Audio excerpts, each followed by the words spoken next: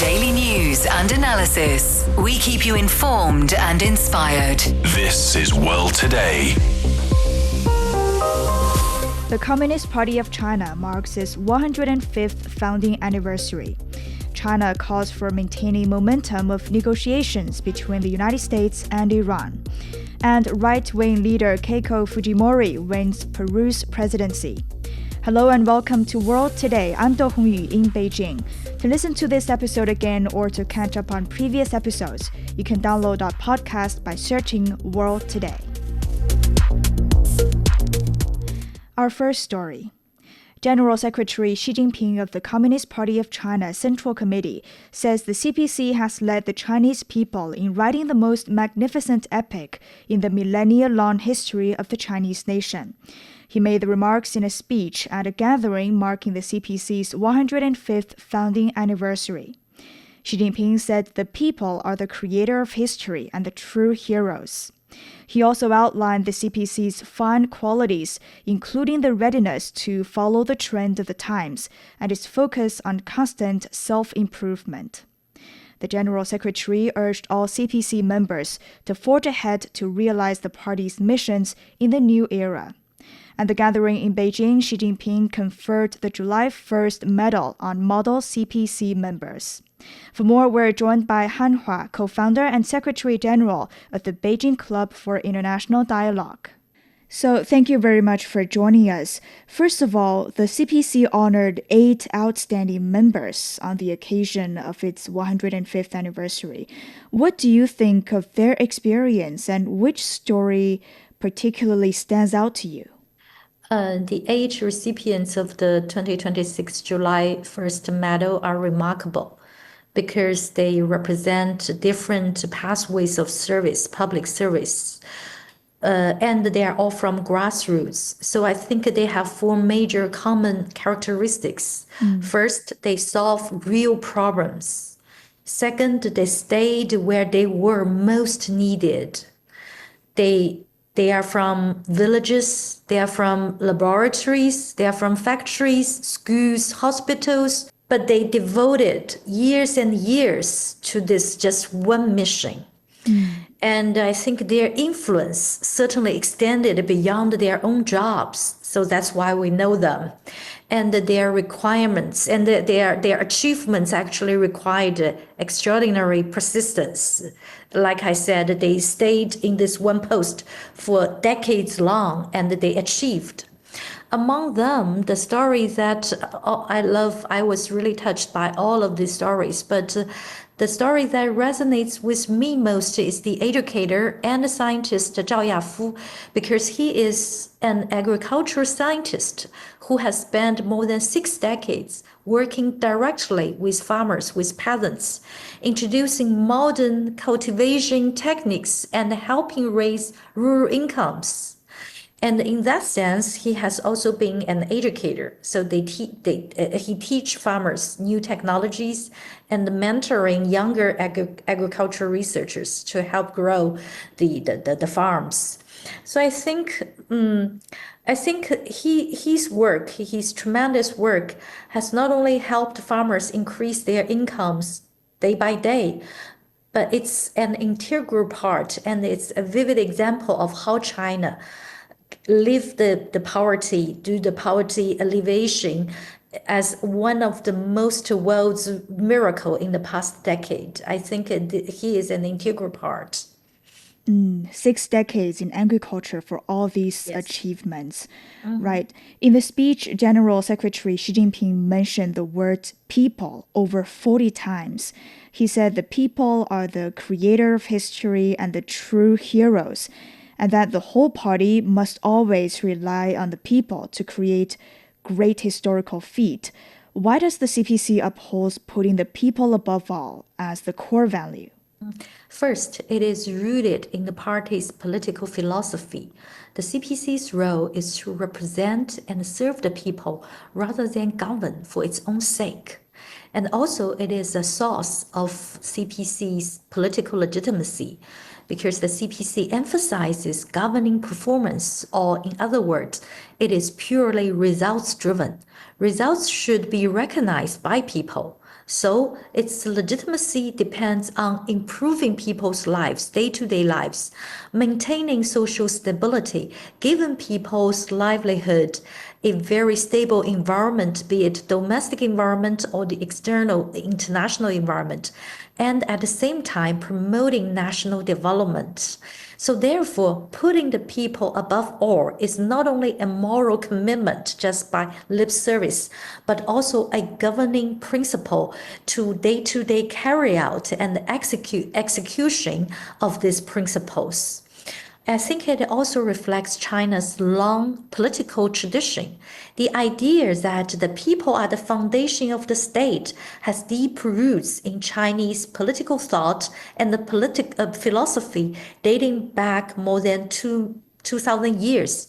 So the CPC successfully makes its people-centered philosophy as combining this traditional concept with Marxist theory and the realities of contemporary China. Then how has this people-centered philosophy been reflected in China's governance? What real-world examples come to your mind? One immediate example to me is poverty alleviation. This is a world miracle, but kind of less stated by the Western media. But it is a huge success, a significant one.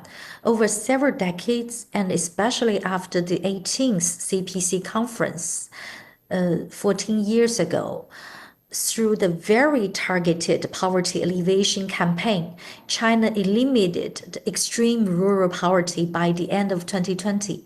This effort involved many ways of investment and efforts, including but not limited to infrastructure investment, relocation of large portion of population to areas where appropriate, where they can live better, and industrialization. This is like the whole value chain development, the education, not to mention, no one left behind. Everybody who is eligible to this 9-year compulsory education should be included into this education system and healthcare support. So whatever one's perspective on the program, its scale, its organizational mobilization, its capability of mobilizing all the society's resources and including but not limited, like, the shift payment system from east to the west, for example. And I think this is all contribute to this great and miracle example. The CPC leader listed what he described as unparalleled fine qualities of the party. One is to be able to follow the development trend and to always remain at the forefront of the times. What has enabled the party to stay at the forefront of the times? In my view, the key word is adaptation. Few political organizations in the world have survived for more than a century, while it is still young, energetic, and all gearing up for the next target, for the new era's mission. And while governing a country that has undergone such profound transformation from a very poor, just 3 decades ago, 4 decades ago, China was still a poor, largely underdeveloped society. And now it is the world's second largest economy. So the party's ability to adapt has been one of the main reasons, in my opinion, for its longevity. And several factors have already contributed to this adaptability. First, the party has demonstrated a very strong capacity for self-correction. The launch of reform and opening up back in 1978 is perhaps the best known example. This is a two-way effort, both from bottom up, the push from a small village in Anhui province, but at the same time, top on down from the central government. And more recently, the focus has shifted from pursuing rapid growth to emphasizing on high quality development, given the current, economic status quo and the technology innovation, environmental protection, from environmental protection to sustainability, and the common prosperity China has shared with the world. And also another factor, in my opinion, is the party place great emphasis on long-term strategic planning. We have already started the next 5-year plan, the fifth 5-year plan, and its longer-term national strategy. The party seeks to align immediately priorities with long-arranged goals like modernization by 2035. And we know how to carry out these goals on our daily life. We know the details. We know the detailed goals, targets, and aims, and the building of a great modern socialist country by the middle of the century. So the party is capable of, at the same time, putting a long-term strategic plan, but at the same time, we know how to do that year by year, month by month, even day to day.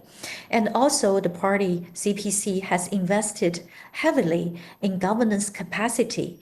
This includes, but not limited to, training officials, strengthening institutions within the system or outside the system, and also expanding the digital governance in the wake of AI, and also make it very principle that AI is for all, not unlike some countries, all in AI. So this is totally different mentality, and this is a very long-term target oriented. The first factor you mentioned was the ability to reform and improve itself.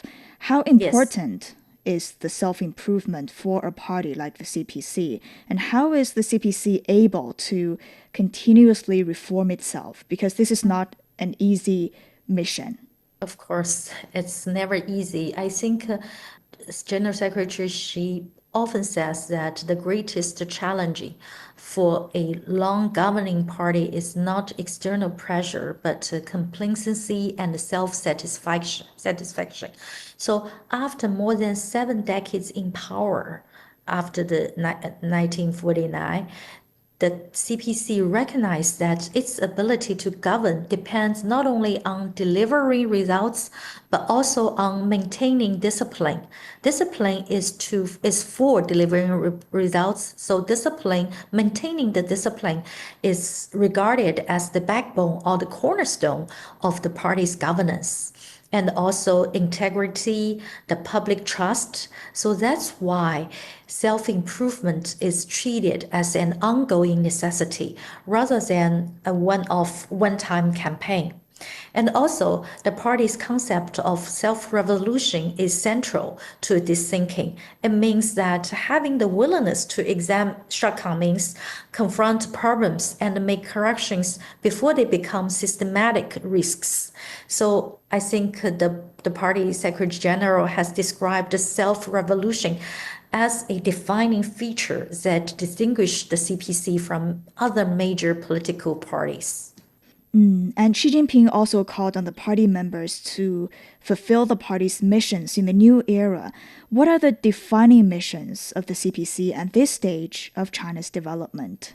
I think he was referring to a historic transition because China has largely solved the problems of absolute poverty and has become the world's second largest economy.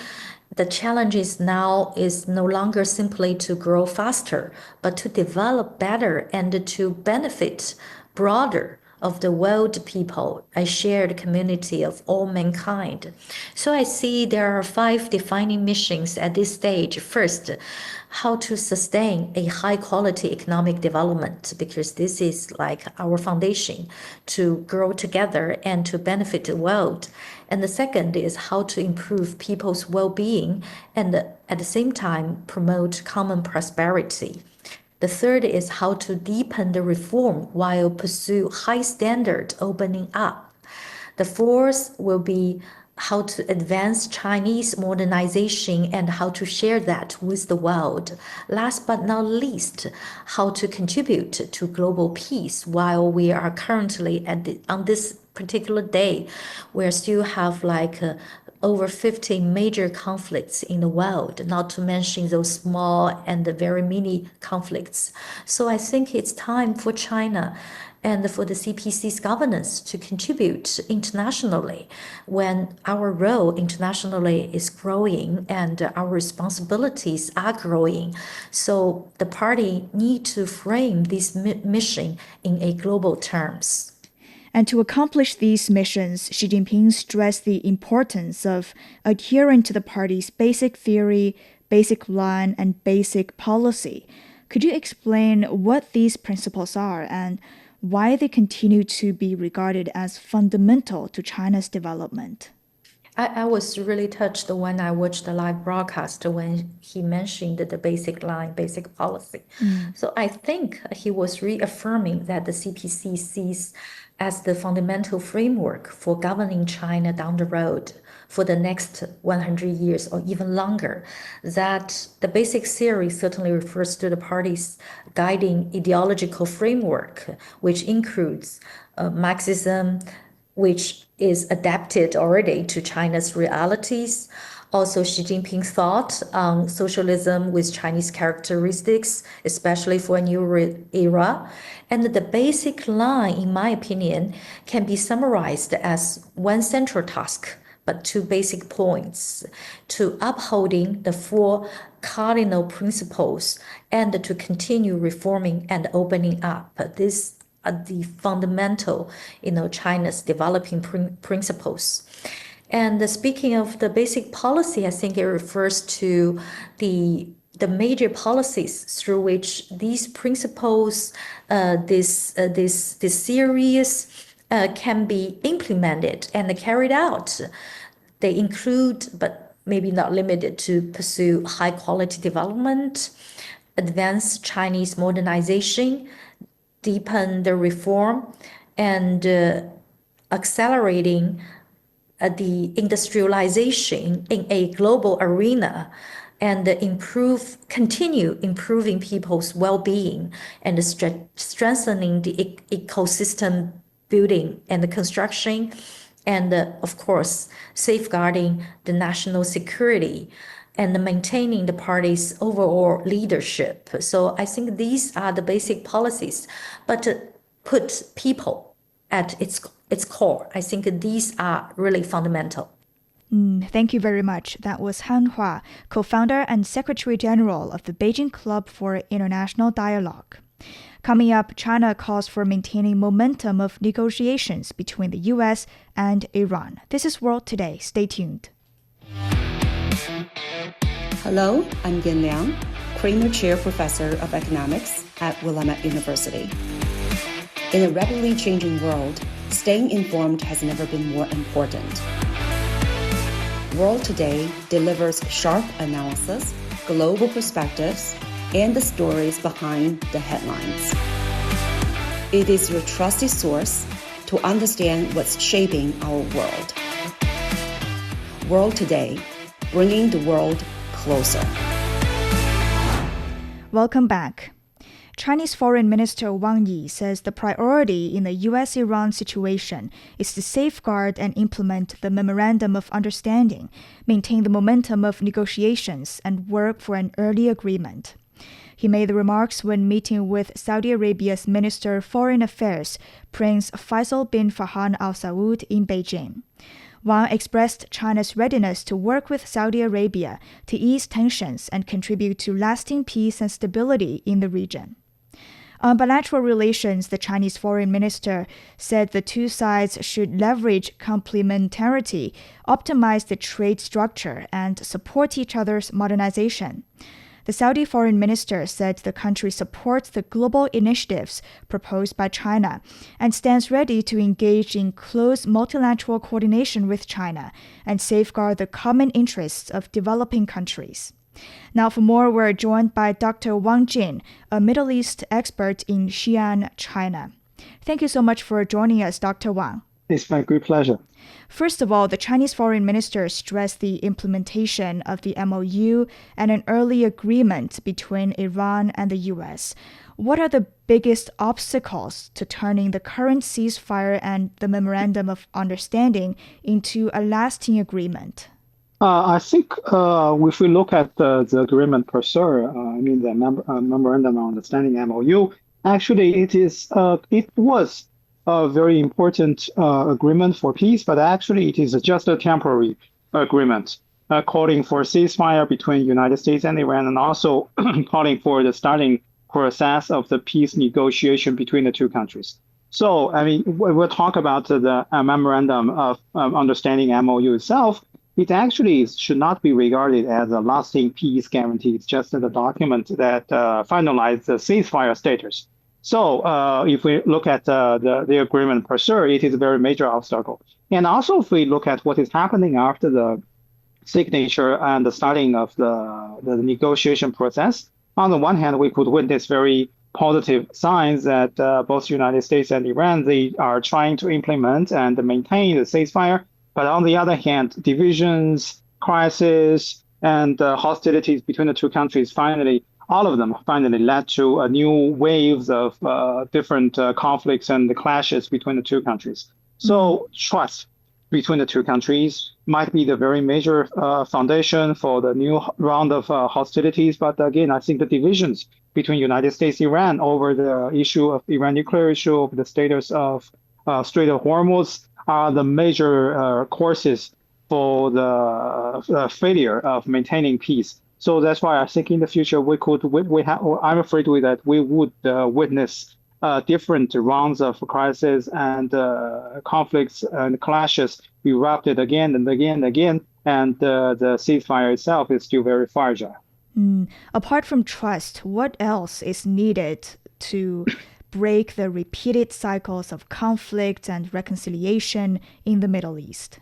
Well, I think if we talk about a lot of empty words, for example, okay, multilateralism, international community, international justice, they are of course needed, but it's useless because we're actually talking about words that is always correct, but they cannot work right now. I think the most thing highly needed is that that we have to recognize the reality. The reality is that United States and Iran, their trust, their internal politics, actually to some extent prevent the trust construction between the two countries.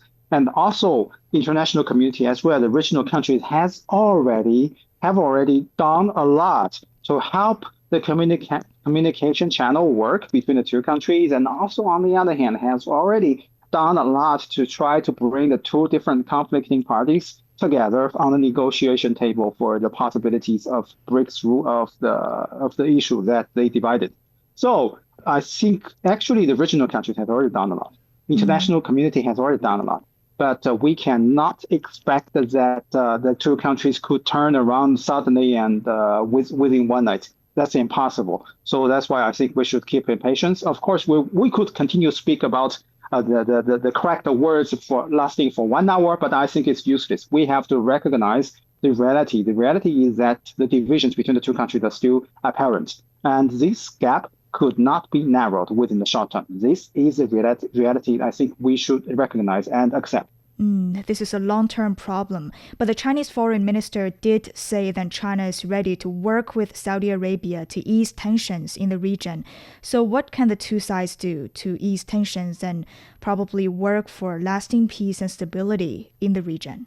I think China's China's rhetorics are very clear that we don't want the war to be escalated into the whole region, and we don't want the conflict expanded into a new high level. So that's against this backdrop. China and Saudi Arabia, we share the very common understanding, because if we look at what is happening in the inside the Gulf Arab states, some Gulf Arab states such as the Emirates, such as Bahrain, and sometimes including Kuwait, they call for much more aggressive counterattacks and responses to Iranians' attacks in this region. And they call for the new kind of the preparation for the new possibilities of the conflicts in this region.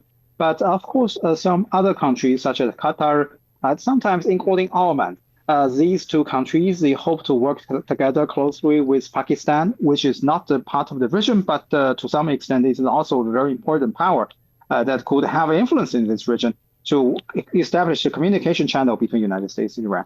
And Saudi Arabia stands in the middle. It's actually, it is a leader of the Gulf Arab states, it's a leader of the Arab world. So that's why it has to balance the relations between the very aggressive one or the very moderate one.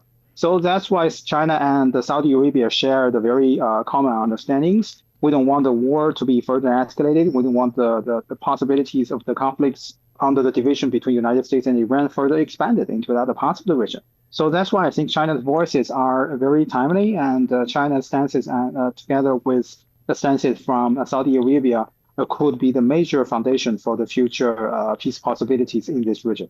Then let's turn to bilateral ties. In what fields do the two countries have prominent complementary advantages to deepen cooperation? Actually, I think if we look at the bilateral relations between China and Saudi Arabia, a lot of things that we could done, and a lot of things that we have already done. For example, during the past decades, China and Saudi Arabia, our bilateral relation has already witnessed a breakthrough from different dimensions.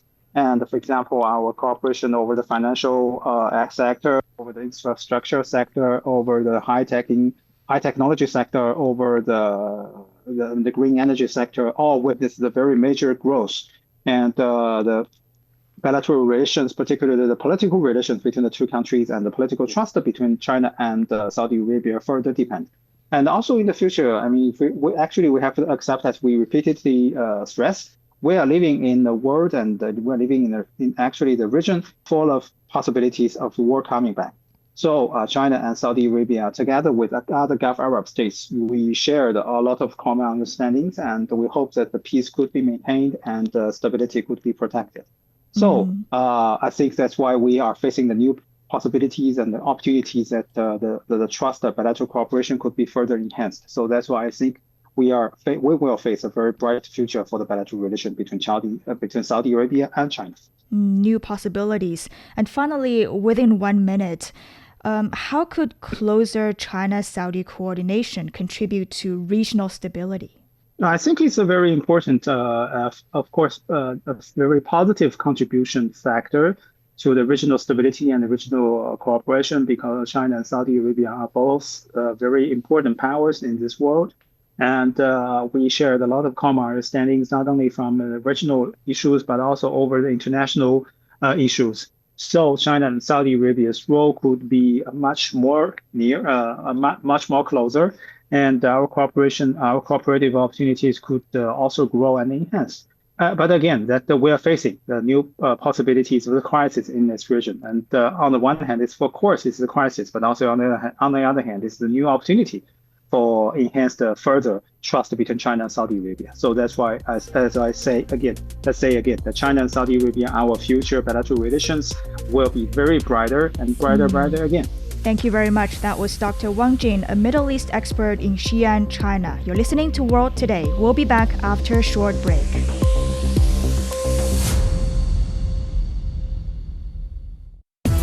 Hello, my name is Alessandro Golombiewski Teixeira. I'm a professor of public policy and management at Tsinghua University in Beijing.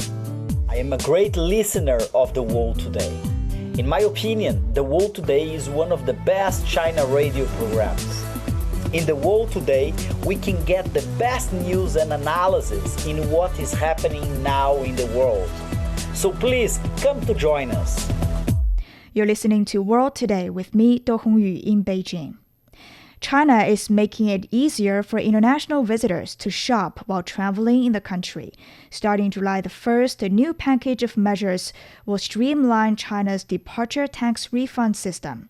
The package includes faster processing, more tax-free shopping outlets, expanded instant refunds, and fully digital procedures.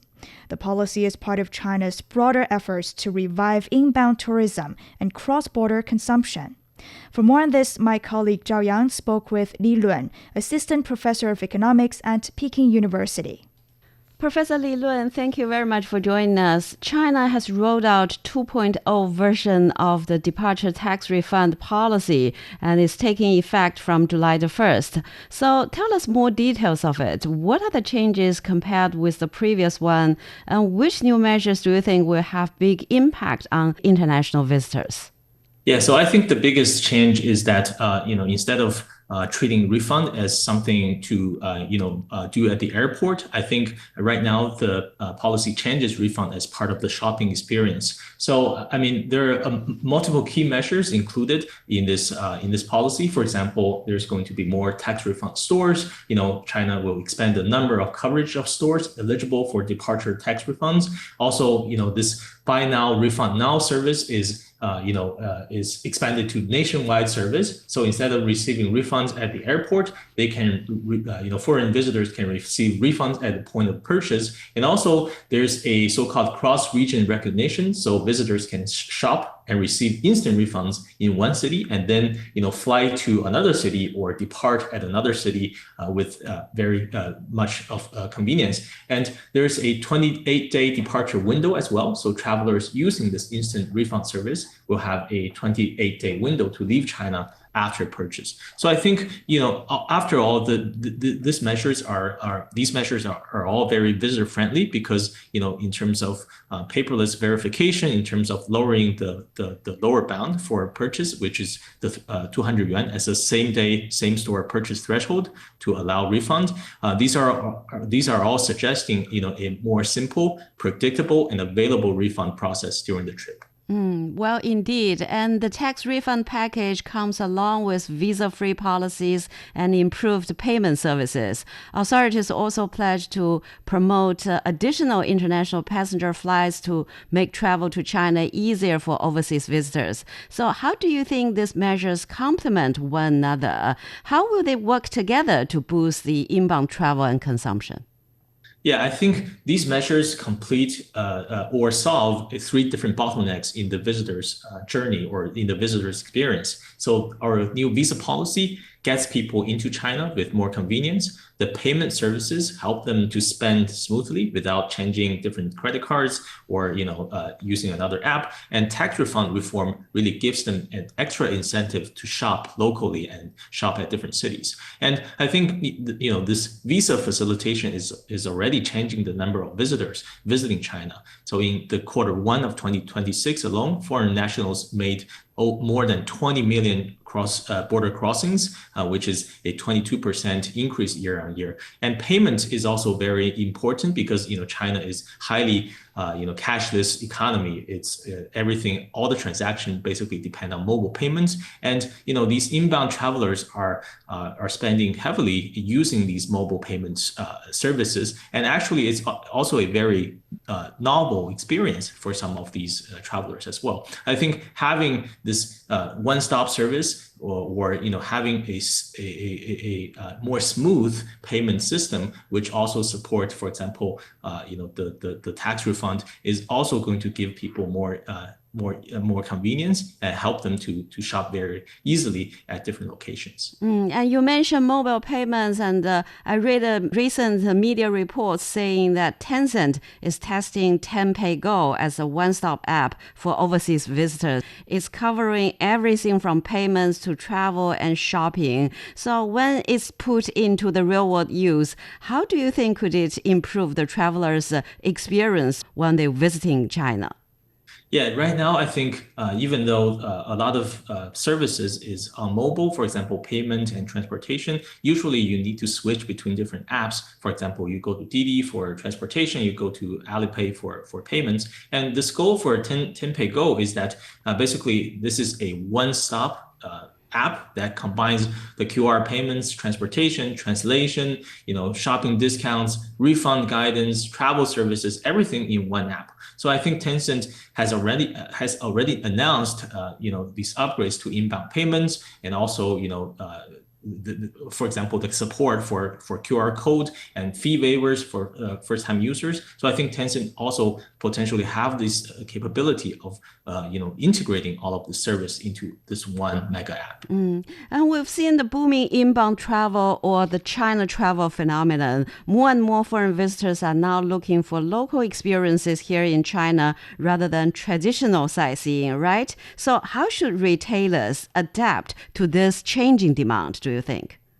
Yeah, so I think the China travel trend is partly driven by this difference in people's expectation and when they arrive at China, what they actually see. So a lot of foreign visitors, they still arrive with some older image of China, but then they came here.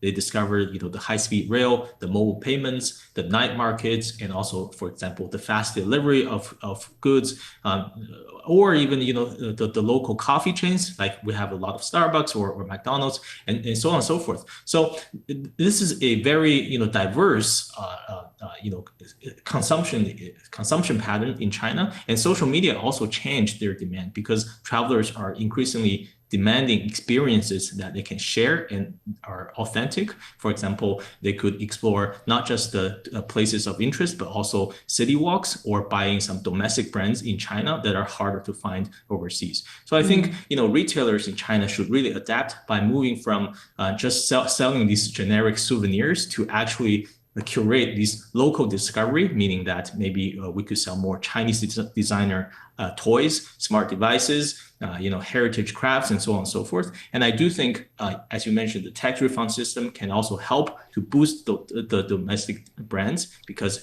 it basically gives another discount to these foreign visitors as well. And what does this growing popularity of China travel tell us about the global perceptions of China today? So I think this is showing that, a lot of visitors, when they came to China, they are discovering a China that's more convenient, that's more safe and modern than they expected. So they no longer just visit the historical side of China, for example, the Great Wall, Forbidden City, Terracotta Warriors. It's also about the contemporary China, which includes high-speed rail, cashless payments, also the city skylines, also the different and diverse culture, including the food, and also the city. So I think this trend is reflecting a curiosity about China, about everyday life, but also about the fast development of China's technology, about the Chinese people's lifestyle. And I think this is also going to become a new form of people-to-people connection. When visitors, they experience China directly, tourism is going to become not just an economic activity, but also a channel for updating the global perceptions about China. And so, Professor Li Lun, other countries like Japan, South Korea, Singapore, and many other European destinations also offer tax-free shopping. So how competitive is China's system, compared with those practices? Yeah, I think China's refund rate is competitive, but it's not always the highest. I think China's real advantage is the package. So basically, China offers the visa convenience, payment convenience, and also low purchase thresholds. Basically, if you purchase more than 200 yuan in one store, you could enjoy the refund at the store. Also, in terms of product variety and low prices, this is also a unique advantage because China is usually very strong in terms of value for money. It has the world's largest manufacturing base. And also, I think when you visit China, you can get to purchase a lot of unique goods, unique toys, and cultural products that you cannot find anywhere in the globe. So I think this advantage is going to bring China a unique competitive edge in terms of not just offering the highest refund percentage, but also in terms of combining different tax refund form with scale, with convenience, and also with low prices and product variety. That was Li Lun, Assistant Professor of Economics at Peking University. Coming up, right-wing leader Keiko Fujimori wins Peru's presidency. This is World Today. We'll be back. Welcome. I am Chu Zhang, Deputy Director at the Center for Middle Eastern Studies at Fudan University. On the World Today program, we will dive beyond the headlines to uncover the stories, trends, and impacts that connect states across the globe. Join me on World Today.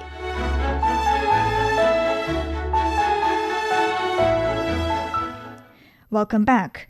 The Peruvian Election Commission has announced that right-wing candidate Keiko Fujimori won the presidential race. The final results show Fujimori received about 50.1% of the valid votes, while her rival Roberto Sanchez of Together for Peru got around 49.8%. The runoff was one of the closest elections in Latin America in decades. Fujimori is the daughter of former President Alberto Fujimori, who governed from 1990 to 2000. Now, for more, we're joined by Jiang Shixue, Distinguished Professor of the Center for Caribbean Studies at Hangzhou Normal University. Thank you for joining us, Professor. Okay, thank you.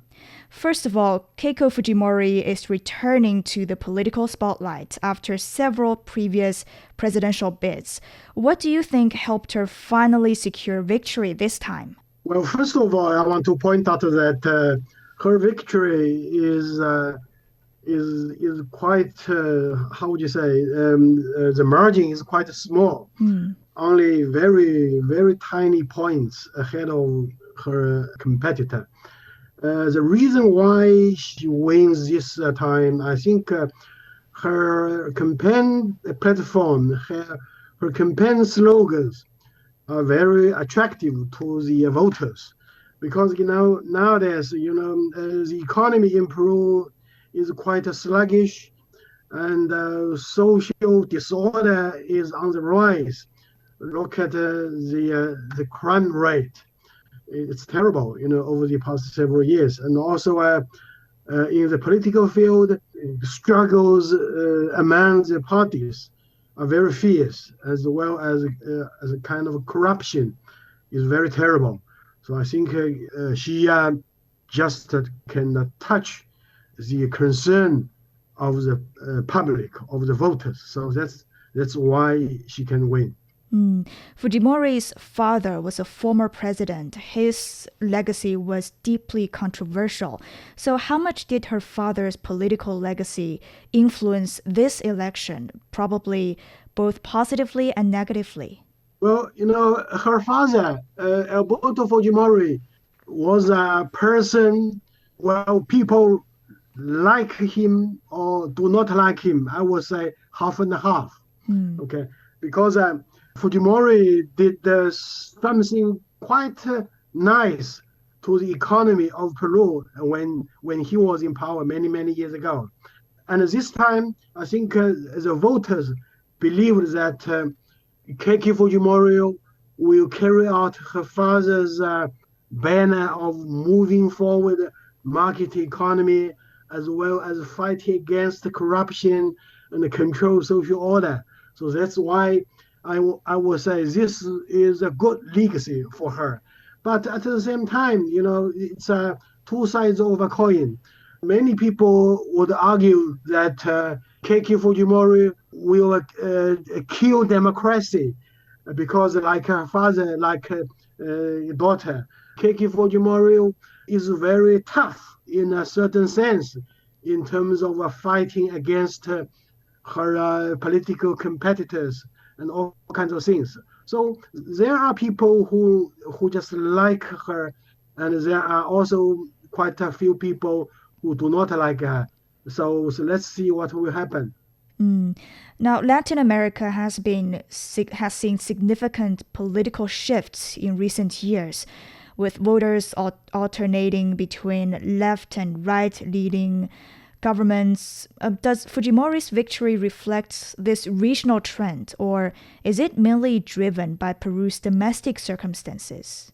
Yes, you're right. And Keiko Fujimori's victory just can further push forward the political pendulum towards the right. And we have just seen this kind of presidential election in Colombia. The left wing lost the election. But, it is quite common in the political field in Latin America. Sometimes it's on the left and sometimes it's on the right. So this kind of political pendulum is now starting to shift towards the right. And there are quite a few reasons. And I would say the most important reason will be the so-called economic and also political performance run by the left-wing presidents. I would say many voters have become quite disappointed about this kind of performances by the left-wing governments. But in a few years, we can expect that this kind of political the pendulum will turn from the right to the left. And then, with nearly half of the electorate supporting her opponent, what will be the biggest challenges Fujimori faces in uniting the country after such a closely contested race? Well, I would point out that these kind of challenges are quite tough for Keiko Fujimori. In the political field, I would say she should deal with this kind of political divide. Over the past 1 decade, we have seen that there are 8 presidents within one decade. Why? Well, that's the kind of a political struggle. So she needs to do something to gain a so-called political harmony. Without political stability, it's impossible to carry out any economic policies. And in the economic field, as I mentioned just now, the economy is quite sluggish, and the government should do something to attract foreign investment, to open up the foreign market, all kinds of things. So it's really quite tough for her. And let's don't forget about the social field. In the social field, well, as we have seen, the crime rate is on the rise, and it's quite dangerous to go out. And one of my students just returned from Peru, and she told me that in the evening she just couldn't dare to go out. It's dangerous, politically speaking, economically speaking, and socially speaking. Well, we can expect that the new president is going to face very, very tough challenges. Very complicated background. Thank you very much. That was Jiang Shixue, Distinguished Professor of the Center for Caribbean Studies and Hangzhou Normal University. You're listening to World Today. Coming up, Japanese yen drops to near 40-year low. Stay tuned. Welcome. I'm Elaf Elad, economics professor and member of the Data Science and AI Center at New York University, Shanghai. On the World Today program, you can find in-depth and impartial insight, as well as critical commentary on key trends in the Chinese economy, financial technology, business, and blockchain. To prepare for the world tomorrow, join me on World Today. Welcome back. Japan's yen has fallen to its weakest level against the US dollar in nearly 40 years, amid growing speculation of another government intervention. The currency briefly slipped past 162 yen to the dollar, its lowest level since 1986. The government spent a record 11.7 trillion yen, or about $72 billion US dollars, supporting the yen earlier this year, but the currency has remained under pressure. For more, my colleague Lian Qingxuan spoke with Yang Xiyu, Research Fellow at China Institute of International Studies. The yen has fallen to its weakest level against the US dollar in nearly 40 years. So what happened? Yes, the yen's rate has the lowest since 1968, triggered by several technical and structural reasons. Firstly, the gap between dollar rates and Japanese yen's rates. As one knows, Japanese government, the central bank, has been conducting decades-long low-rate policy. For example, now U.S. Fed fundamental rate is about 3.7, while Japanese yen's rates always at around 1%. Such a big gap push investment and money give up Japanese yen and pursue the dollar. So that's the reason. The other reason is the Japanese fundamental structural problems.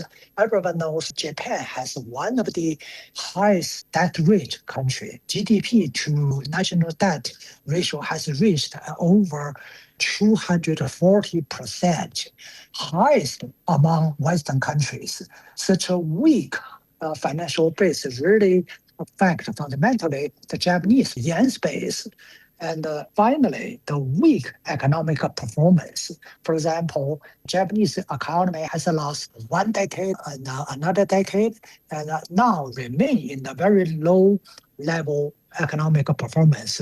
2026 fiscal year, Japanese economy forecast for the Japanese economy growth is only at about 0.5 to 0.7%, much lower than 1%. So compared with US, although with many problems, this year U.S. economy is forecasted to grow by over 2%. Such problems and gap made the Japanese yen plunge into the lowest level.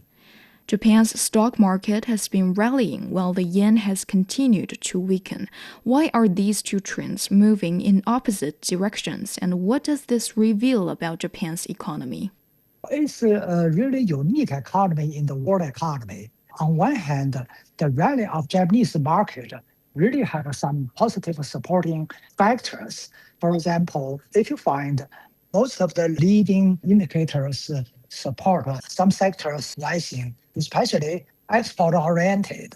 I can say by this way, sector of export-oriented enterprises, their shares are rising. And sectors of AI and semiconductors, which incentivized by government, are rallying, while the others is another problem. Why some of the sectors, the shares are rising, not by fundamental reason, but by seasonal reason. For example, export-oriented sector, those shares are rising simply because the lower Japanese yen rate, the higher export profits. Therefore, those shares are rising. And some related sectors such as AI and semiconductors get Japanese government support, so they are rising. So in short, the rally is supported by part of the sectors, not by whole economy or whole sectors. Simply saying, supported by export-oriented because of the low rate of Japanese yen, and some sectors supported by government subsidies and budget support. So those sectors' shares are rising through the whole market rally. But the other sectors, unrelated such benefits are performed the other side. So right now, the rally is continuing, but in the long run, the continuation is quite questionable or challenging, simply because it's quite weak. For example, whenever the exchange rate has changed, for example, if U.S. rates go down or Japanese yen's rates going up, any direction movement will affect fundamentally the market. And also, Japanese governmental subsidies and budget support is quite unsustainable. Let me give you a statistics. Japanese government has got unsustainable deficit burden. For example, this year, Japanese government total income is about nearly 70 trillion Japanese yen. However, among such a big money, they have to take 40% for paying the interests of their debt. So such an unsustainable fiscal structure cannot support for a long time the specific industry sectors. Therefore, whenever the Japanese government's support policy weakened, whenever exchange rates have changed, that will affect fundamentally the shares moving. So that is why I'm not optimistic about the Japanese market, simply because the supporting for the rallying unsustainable. How has the weaker yen affected Japanese households, and how has it affected businesses, particularly exporters and import-dependent firms? I think this is the most serious challenge facing not only the Japanese household, but also facing the Japanese government, if the government is responsible. It's well known that Japan is a country which highly relies on the imports, ranging from the energy to food to some industry products. Almost everyone needs to import. And the weaker Japanese yen, that means the higher prices of imports, higher prices of import food, higher prices of import energy. When food and energy prices is rising, then the chain of rising will come in. The inflation Now they have suffered from inflation. The weaker yen means the more severe inflation situation challenge the Japanese national standard of living, challenging the Japanese economy's stability, challenging the Japanese government's fiscal policies, and so on. If the yen remains weak and living costs continue to rise, how might this affect public support for Takaichi and Japan's economic policy direction? In short term, I think the administration's incentive policy can let people feel warm, feel immediate benefits. But such benefits based on unsustainable debt, based on unsustainable budget.